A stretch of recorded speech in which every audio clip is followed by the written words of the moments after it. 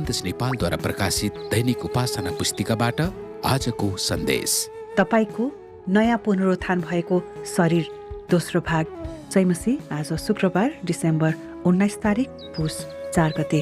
आजको बाइबल खण्ड पहिलो कोरिन्थीको पुस्तक 15 अध्यायको 43 पदबाट रहेको छ र यहाँ यसरी लेखेको छ, अनादरमा त्यो गाडिन्छ, महिमामा त्यो जीवित हुन्छ।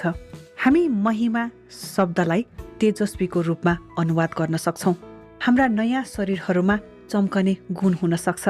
प्रस्थान 34 को 29 अभिलेख गरिएको छ कि मोसाले परमप्रभुसँग समय बिताए र उनको जीवनमा केही असामान्य घटना भयो, अर्थात् उनको मुहार उज्यालो भई चम्कन थाल्यो।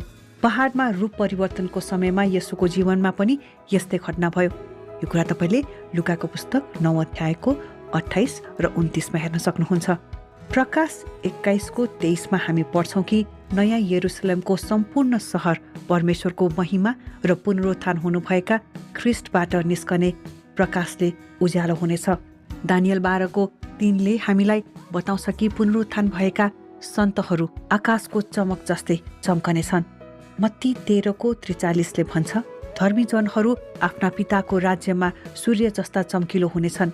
तर हाम्रो नागरिकता स्वर्गमा छ। हामी त्यहाँबाट आउनुहुने मुक्तिदाता अर्थात् प्रभु येशू ख्रिस्टको प्रतीक्षा गर्दछौँ। उहाँले हाम्रा दुर्बल शरीरलाई आफ्नै महिमाको शरीर जस्तै हुनलाई परिवर्तन गरिदिनुहुनेछ। यो कुरा तपाईँले फिलिपीको पुस्तक 3 अध्यायको 20 र 21 पदमा हेर्न सक्नुहुन्छ। प्रिय हो, अहिले हामी परमेश्वरका सन्तान हौं र हामी के हौंला सो अहिलेसम्म प्रकट भएको छैन। यति जान्दछौँ कि जब उहाँ प्रकट हुनुहुन्छ तब हामी उहाँ जस्तै हुनेछौँ, किनभने उहाँ जस्तो हुनुहुन्छ हामी उहाँलाई त्यस्तै देख्नेछौँ। यो कुरा तपाईँले पहिलो यूहन्नाको पुस्तक 3 अध्यायको 2 पदमा हेर्न सक्नुहुन्छ।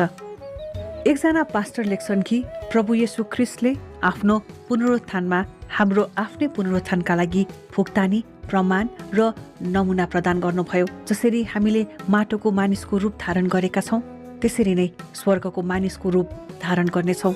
यो कुरा तपाईँले पहिलो कोरिन्थीको पुस्तक 15 अध्यायको 49 पदमा हेर्न सक्नुहुन्छ। जसरी हामी अहिले पहिलो आदमको स्वरूप धारण गर्छौँ, त्यसरी नै हामी अन्तिम आदमको स्वरूप धारण गर्नेछौँ, जो येशू हुनुहुन्छ। सत्य यही हो कि तपाईँको नयाँ पुनरुत्थान भएको शरीर महिमित हुनेछ।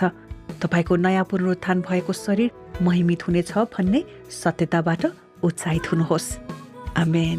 परमेश्वरले यहाँहरू सबैलाई धेरै आशिष दिउन्। जयमसी। आजको वचन नेपालमै सर्वाधिक पढिने र सुनिने दैनिक उपासना पुस्तिका